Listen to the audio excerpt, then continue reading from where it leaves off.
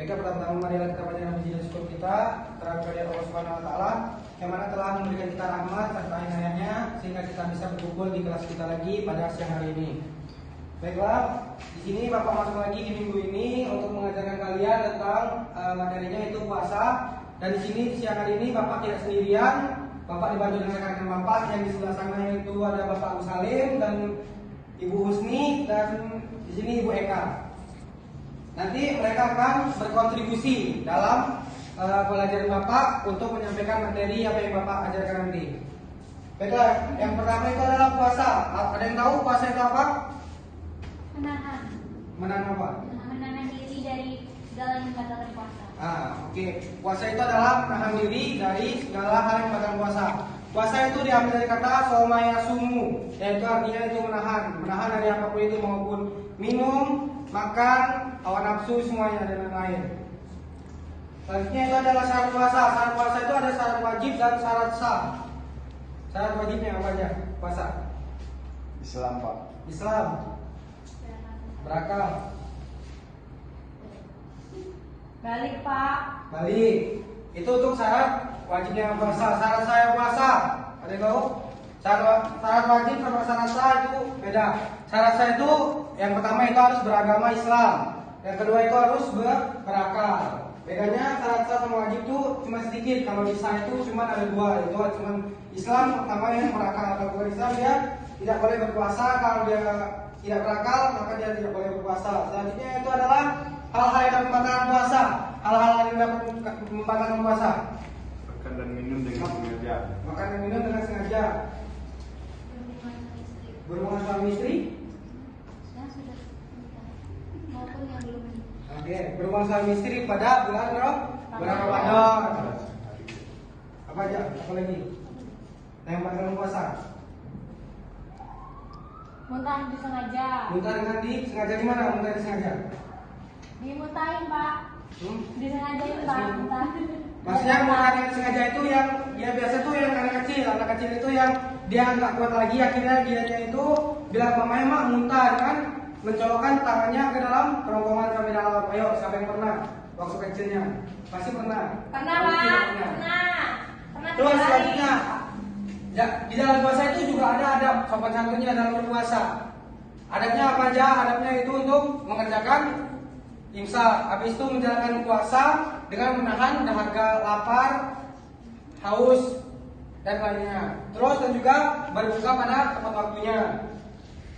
Terus hikmah di dalam puasa itu kita banyak mendapatkan hikmah. Yang pertama dari mempererat silaturahmi, ketika kita membagi-bagi rezeki, ketika kita mempunyai rezeki dalam puasa, membagi takjil kepada orang-orang yang tidak membutuhkan. Baiklah, di sini Bapak yaitu menggunakan metode short, yaitu metodenya itu nanti Bapak akan membagi kalian menjadi 2 kelompok dan akan dibantu dengan rekan-rekan Bapak di sini ya. Sekarang Bapak akan pilih kelompok-kelompoknya. Kamu sama ini di kelompok sini. Tidak minat. Di sini. Nah ini berdua. Silakan maju.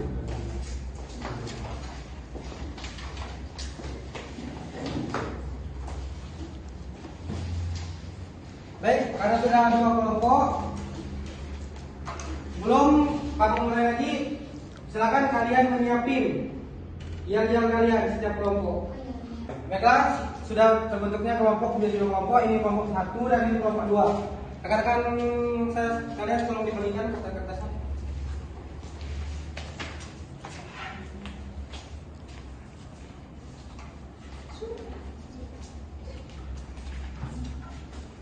Baik, semuanya sekelompok apakah sudah dapat 4 kertas sekelompok? Sudah, Pak. Baik, di sini di sana ada yang pertanyaan dan juga ada 2 kertas kosong. Nanti sistemnya, misalnya nanti Bapak di sini, Bapak menuju kelompok 2, nanti mereka membacakan salah satu soal yang ada di situ, nanti yang kelompok pertama nanti jawab di kertas yang kosong. Oke? Sekarang Bapak pilih dulu dari kelompok 2 dulu. Pertanyaannya, apa saja adab dalam menjalani puasa? Oke, silakan dijawab, diskusikan jawabannya.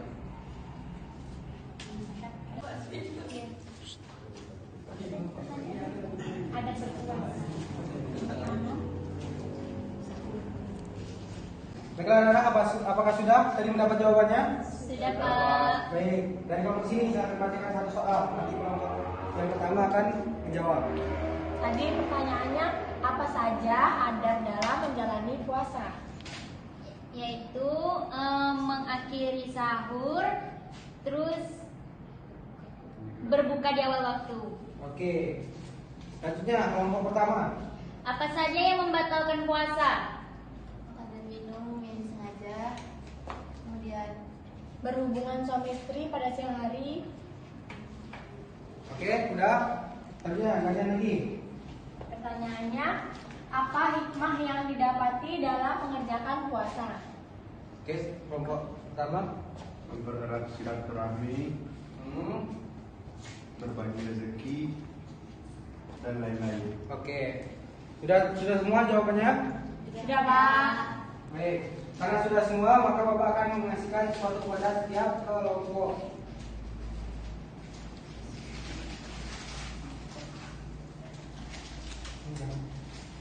Terima kasih ya Pak. Kelompok pertama. Oke, tepuk tangan dulu untuk semua. Baik, dari penghujung ini. Oke, baiklah. Karena pertanyaan sudah dijawab semua, kesian. Yang kelompok juga sudah dibagi, maka Bapak akhiri sampai di sini. Kalau ada lebihnya Bapak mohon maaf. Misalnya ada rekan-rekan Bapak juga yang salah, Bapak wakili mohon maaf dari Bapak Kusalim, Bapak Ibu Usni sama Ibu Eka. Saya mohon maaf. Wassalamualaikum warahmatullahi wabarakatuh. Waalaikumsalam warahmatullahi wabarakatuh. Baiklah, di sini saya akan menjelaskan sedikit tentang apa itu cutsort dan langkah-langkah yang akan digunakan dalam metode cutsort. Cutsort merupakan suatu strategi yang berupa potongan-potongan kertas yang dibentuk seperti kartu. Metode cutsort digunakan oleh pendidik dengan maksud mengajak peserta didik untuk menemukan konsep dan fakta melalui klarifikasi materi yang digunakan dalam pembelajaran. Baiklah, di sini saya akan menjelaskan tentang langkah-langkah dalam metode cutsort yang akan kita gunakan kali ini. Guru membagi siswa menjadi beberapa kelompok. Yang kedua, guru membagikan kertas yang berisi informasi terpenting tentang materi kepada masing-masing kelompok. Yang ketiga, guru meminta masing-masing kelompok untuk membaca pertanyaan dari kertas mereka sendiri. Dan yang terakhir adalah guru meminta mereka bertukar pertanyaan dan masing-masing kelompok menjawab pertanyaan yang diberikan oleh kelompok lain. Tujuan penetapan metode ini adalah untuk mengaktifkan setiap individu sekaligus kelompok cooperative learning dalam belajar. Jadi, dalam metode active learning tipe cutsort ini merupakan kegiatan kolaboratif yang bisa digunakan untuk mengajarkan konsep, karakteristik, fakta tentang suatu objek atau mengulangi informasi. Gerakan fisik diutamakan dapat membantu untuk memberi energi pada kelas yang letih dan bosan. Kelebihan cutsort adalah yang pertama, menerapkan strategi cutsort dengan menggunakan metode berkelompok, diskusi, mencari pasangan kartu, dan tim kuis serta media yang menarik sangat mampu membuat pemahaman materi siswa juga minat belajar menjadi meningkat. Yang kedua, minat belajar siswa kian meningkat dari setiap pertemuan, mulai dari adu cepat menempelkan kartu, mencari pasangan kartu, cerita bergambar, dan terutama ketika memakai metode kuis atau tebak-tebakan antar kelompok dengan menggunakan kartu. Hal itu membuat siswa semakin paham dengan materi dan semakin bersemangat belajar. Yang ketiga, dalam proses belajar mengajar, siswa dapat memberikan tanggapannya secara bebas.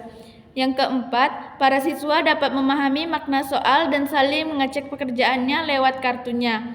Yang kelima, membantu siswa yang lemah dan kurang semangat. Yang keenam, meningkatkan hasil belajar khususnya dalam menyelesaikan soal-soal yang diberikan oleh guru. Kekurangan cardshot adalah yang pertama, guru tidak cukup satu orang karena butuh partner yang membantu mengkondisikan siswa ketika strategi ditetapkan. Yang kedua, guru perlu memberikan penjelasan langkah-langkah yang telah dibuat ketika strategi ditetapkan karena ketika tidak jelas maka akan membuat kelas semakin ramai dan tidak efektif. Yang ketiga, guru perlu waktu dan biaya yang tidak sedikit untuk membuat media dari strategi cardshot. Apalagi yang menarik, guru perlu kreatif dan membuat metode dan media sehingga tidak monoton dan bosan. Yang keempat, guru perlu merangsang motivasi siswa dengan stimulus-stimulus yang sesuai dengan perkembangan pola pikir seusia mereka.